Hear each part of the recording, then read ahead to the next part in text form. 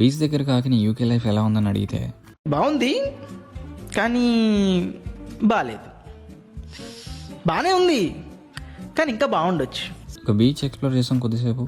మా వాళ్ళకి బీచ్లో శంఖాలు దొరికినాయి. యూకేలో ఏమైనా సవాళ్ళు వేస్తే నాకు డిఎం చేయండి ఫ్రెండ్స్, మా వాళ్ళు వచ్చి శంఖం వస్తారు.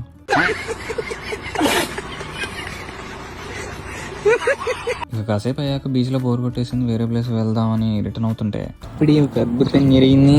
మనుషులు ఇరుక్కుపోయింది.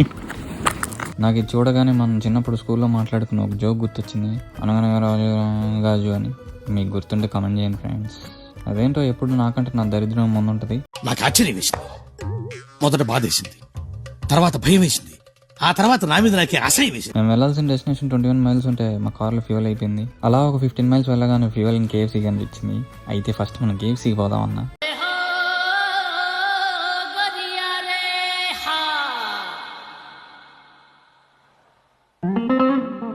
ఒక ఫ్యూయల్ కొట్టించుకొని కేఎఫ్సీలో తిని స్టార్ట్ అయ్యాం.